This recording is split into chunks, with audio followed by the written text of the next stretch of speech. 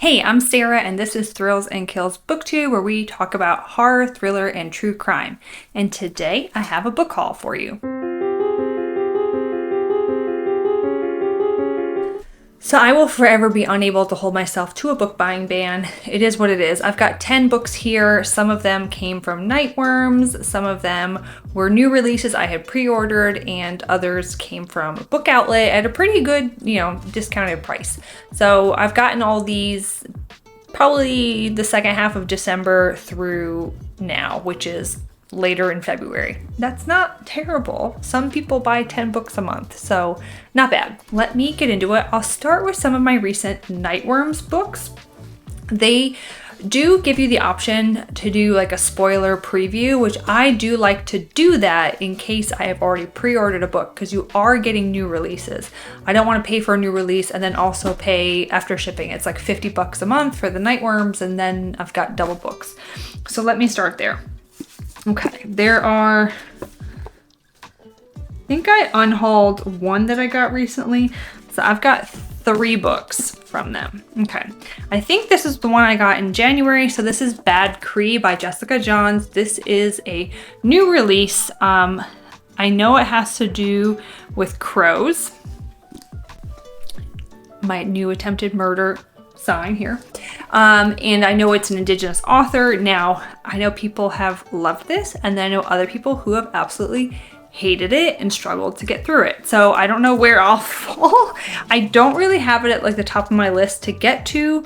I do hope I can get to it, let's say the first half of 2023. Oh, I didn't know it was a debut novel. That's neat. Okay. It says, in this gripping horror-laced debut, a Cree woman's dreams lead her on a perilous journey that forces her to confront the toll of a legacy of violence on her family, her community, and the land that they call home. Now, is this in America or in Canada? Oh, it takes place in Canada, rural Alberta. A murder of crows stalks her around the city. Okay, cool. I like crows. We'll see how that one goes. All right, the next 2 I got recently in the February Nightworms subscription order. These I'm much more interested in. So, okay, before I show you this one, I'm just gonna say, don't kill me, but I'm not Grady Hendrix's biggest fan. I tend to be disappointed in how he writes female characters. I heard this one is grief horror, and it's supposed to be very good, and that is his new release, How to Sell a Haunted House. I know there are creepy dolls in here, and it's grief horror, and apparently a very obnoxious brother that many people are ranting about in their reviews. I also got this nice little book plate that says, "Obey the Puppet Worm." So that's a fun little thing that went along with it. I love like this dust jacket. It feels so nice. I don't think I've seen anything bad about this book. I've seen people raving about how fantastic it is, like 5-star read. And then I've seen some people who are kind of like, meh, but I haven't seen anything bad. I don't know. This might be the Grady Hendrix book that will change my mind about him.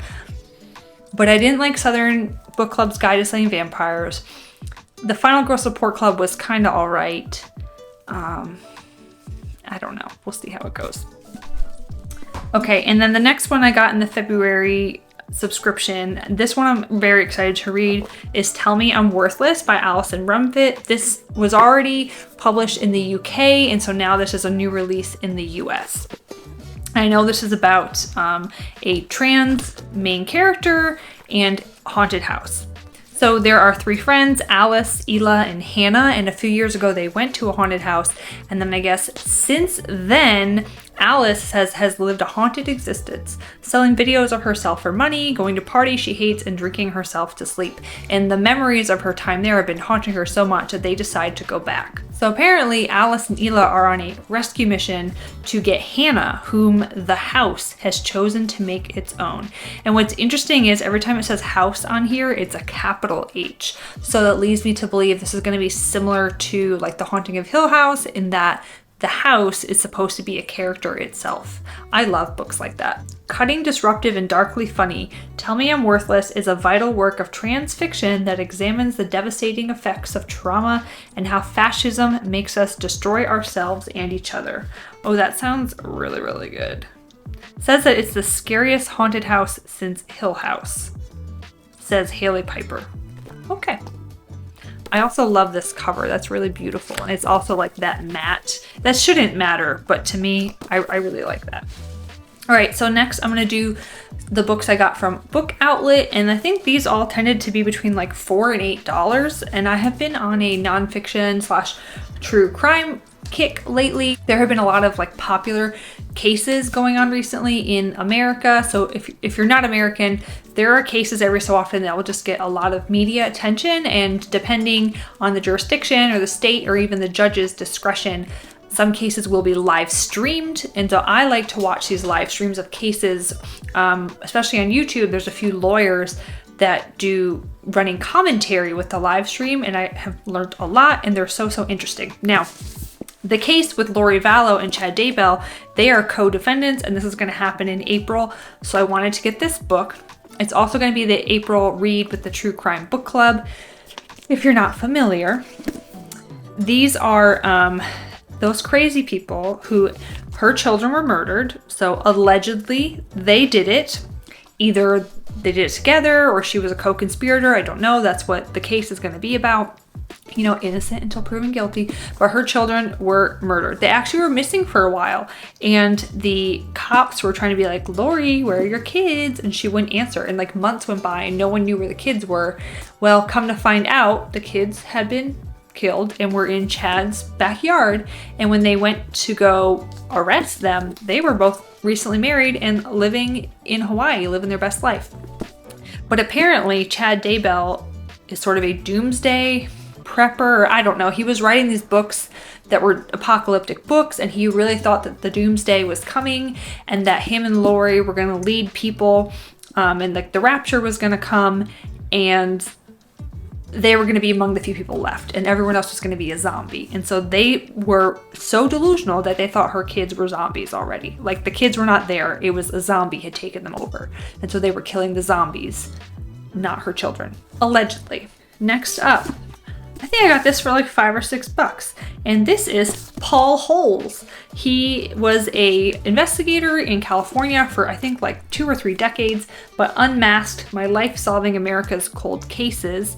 You do know of him if you ever read or watched the series I'll Be Gone in the Dark.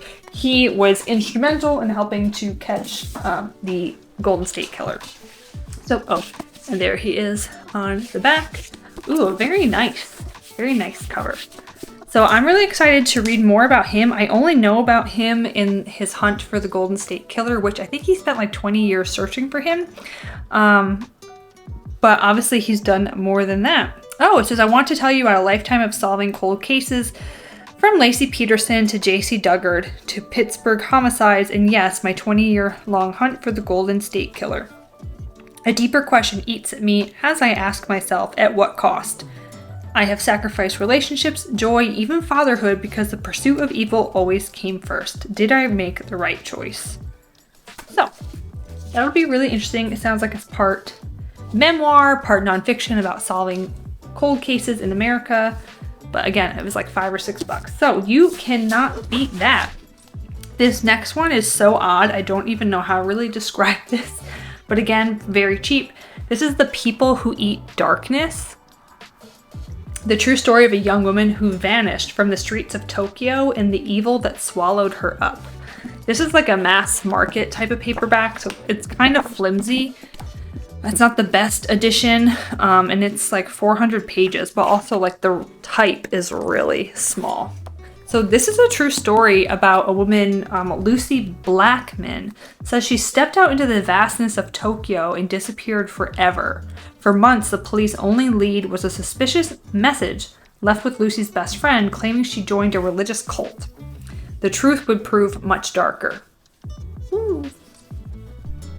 Who was the mysterious man she had gone to meet? What exactly did Lucy do at her hostess job in the notorious Roppongi nightclub district? And how many others suffered and will suffer her same fate? Oh wow, so this author says that he not only earned the trust of her family and friends, but won access to Japanese detectives in the legal system and delved deep into the mind of the man accused in Lucy's disappearance, who was described by the judge as unprecedented and extremely evil. Now, I remember reading some more about this online, and I thought, is this the case where there was like a cave in the woods and people's bodies were found and it had seemed like they had been consumed, which is probably why it's called The People Who Eat Darkness. I think I'm thinking of the right case. But anyways, just a very ominous looking cover and book. Okay, those were the ones I got from the book outlet haul I made recently. Next, I have 2 new releases. Well, actually I have a few new releases, but I bought these at different times. I had pre-ordered these. First one, Craig DeLuey's newest book, episode 13, which I did an entire reading vlog of this.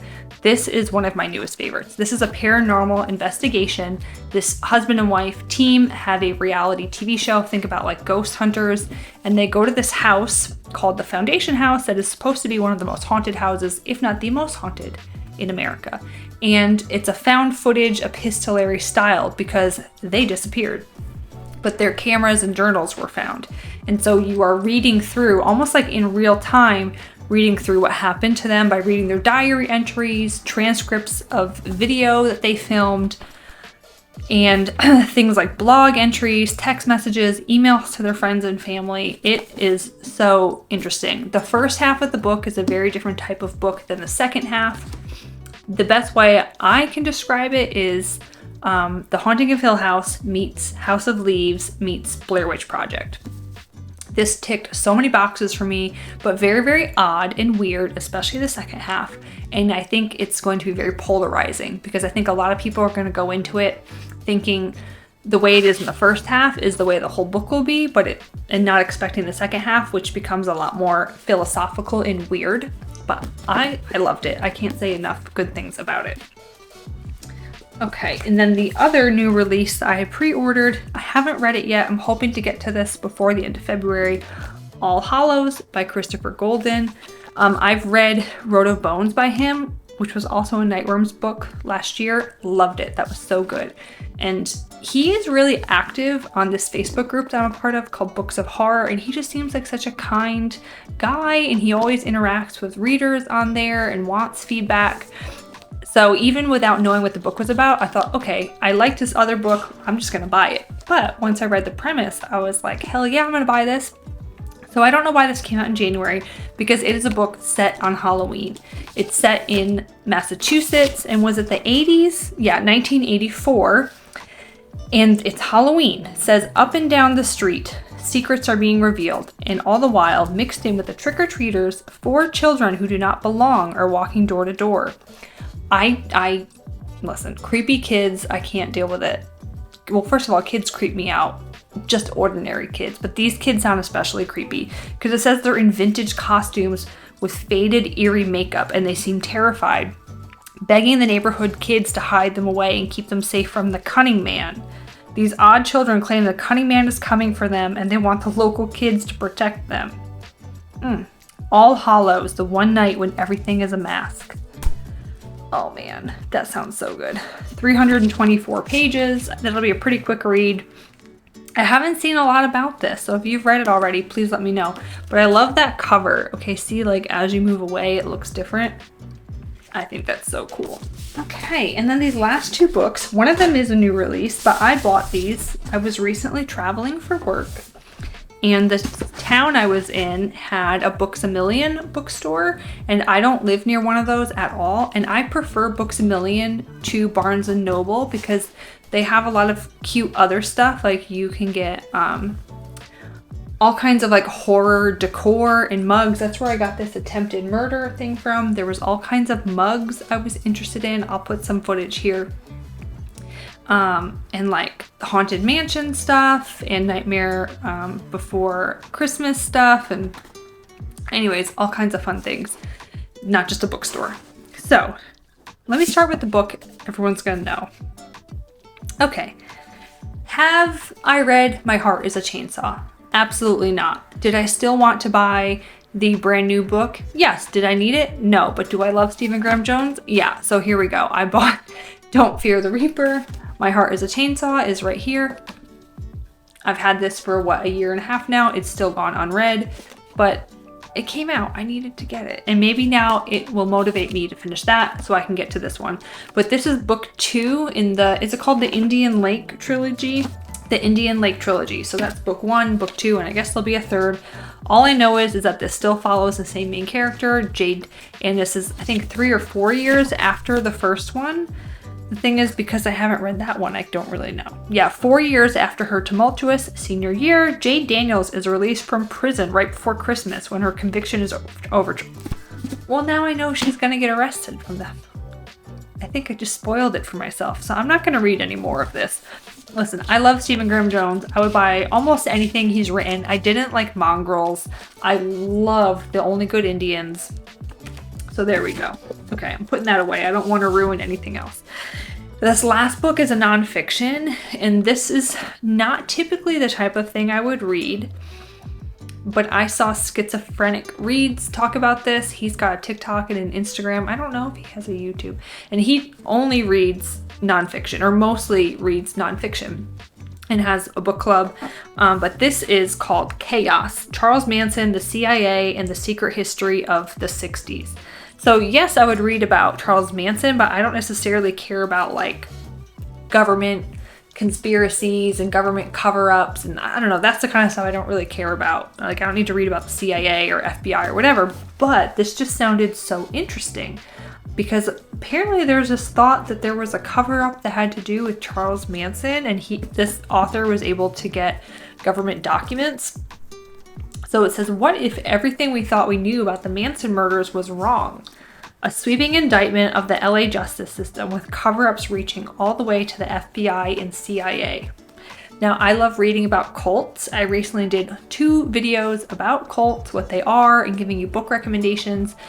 And so in there were a few books about the Manson family. So I thought, okay, I gotta get this. Now, when did this come out? 2020. So this is really interesting because this author has actually been reporting on Manson and the Manson family for a while. 20 years ago, Tom O'Neill was reporting on a magazine piece about the Manson family murders, and he worried there was nothing new to say. Well, that's true because it's been, what now, like over 50 years? Charles Manson has become one of history's most infamous criminals. And then O'Neill unearthed shocking evidence of a cover-up behind the official story, including police carelessness, legal misconduct, and potential surveillance by intelligence agents. He's trying to answer questions like who were Manson's real friends in Hollywood and how far would they go to hide their ties. That's interesting because I always thought it was weird that they went after Sharon Tate. I mean, of all people in Hollywood, like specifically why her? So I wonder if there was more of a connection than what we know about. Why didn't law enforcement, including Manson's own parole officer, act on their many chances to stop him? And how did Manson, an illiterate ex-con, turn a group of peaceful hippies into remorseless killers? Well, if you know anything about cults and cult leaders, you'll understand how that could possibly happen. It says this is the product of 2 decades of reporting, hundreds of new interviews, and dozens of never before seen documents from the LAPD, FBI, and the CIA. That sounds really interesting. Wow, it says this argument could be strong enough to overturn the verdicts on the Manson murders. Well, that's a pretty strong claim, so I don't know. But anyways, I got this for like $19 at, it says it's originally like 24 bucks. So anyways, you can get good deals at Books A Million, but that's called Chaos. It's a big chunker though. How many pages? Well, a lot of it actually is an appendix at the back. How many pages? It's going to be about 400, but there's a lot of notes. 440. And then there's photos. Here you go. Like there's Charlie up there with the hair. And then here's a picture of the family, but it's really blurry because this is like a picture from the 60s. But anyways, I'm excited. I don't know when I'll get to that. This might be the kind of book where maybe you read a chapter or 2 here or there because it's probably gonna be like really dry and like a lot to take in and analyze. So if anyone is interested in any of those books and wants to read them with me, please let me know. I guess other than episode 13, since I've already finished that. That's everything I bought recently. I can't promise that there won't be more next month because I can budget really well when it comes to other stuff, but when it comes to books, that goes out the window. Let me know down below if you've read any, if you like them, or if you're interested in reading any of these with me. But that's all I have today. Hope you guys have a good one.